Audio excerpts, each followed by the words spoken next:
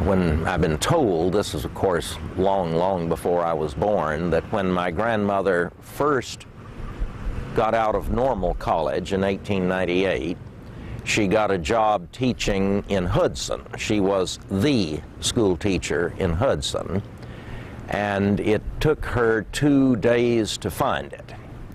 She set out from Dade City with her uncle, Tom Cheek, who was a Confederate veteran, acting as her escort, and they took out in a wagon for her to take over the school in Hudson.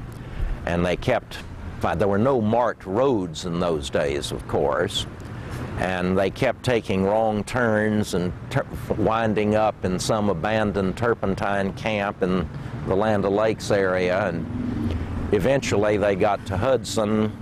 My grandmother operated the school, and the Hudson family let her board with them. So she took her meals and slept in the Hudson home. There was a feud going on at the time, and the Hudson men kept firearms within reach at all times.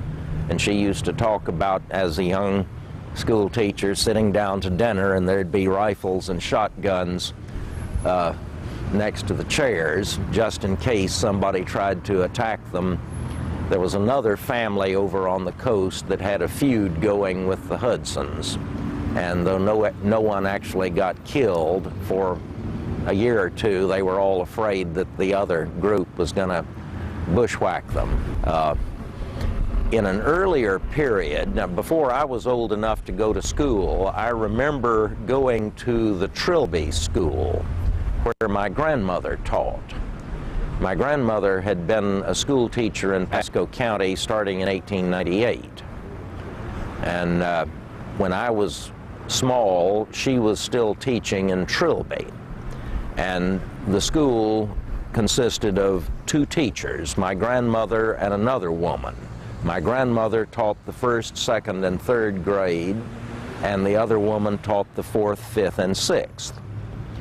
And if you lived in Trilby, you didn't go beyond the 6th grade unless you could find transportation into Dade City. And you still had a lot of people who had no electricity, outhouses, all that was real common.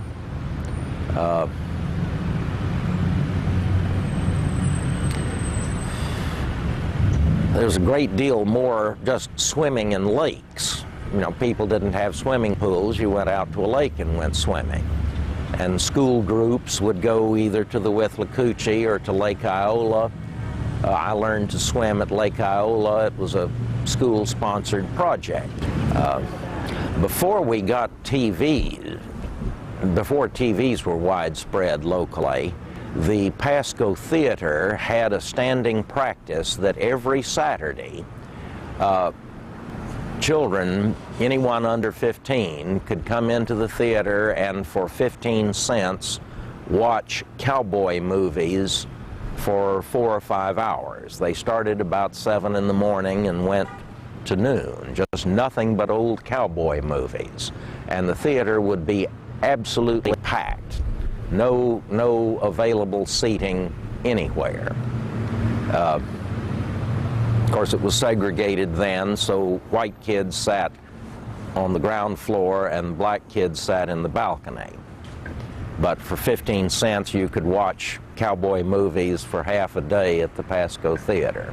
Predominantly guys, or were there girls in there? Oh, lots and lots of girls. It was just, that was the thing to do if you were 6, 7, 8, 9 years old in Dade City. You went to the Pasco Theater Saturday morning and watched the cowboy movies.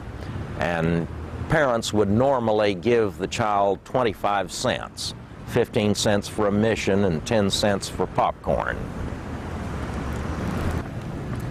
What were some of your favorite pastimes you had as a child? Hanging around with my friends, hiking, hunting for Indian artifacts. I was always interested in local history and archaeology. And friends of my father's who owned ranches and orange groves would let me go out on their property and look for artifacts. I spent many hours with a couple of friends hiking around over the countryside. I was never very interested in sports. What were some of the stories you remember your grandparents telling you as you were growing up? My grandfather often would talk about his childhood in Texas. He was 15 years old when he arrived in Dade City.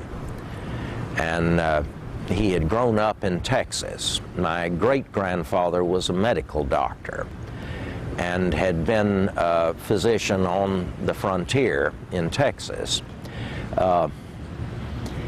He got very tired of being awakened in the middle of the night by mysterious men wearing dusters wanting him to patch bullet holes and ask no questions.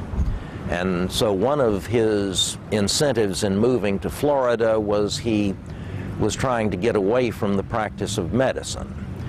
He got to Dade City and people found out he was a doctor, and within a year or two he was practicing medicine again.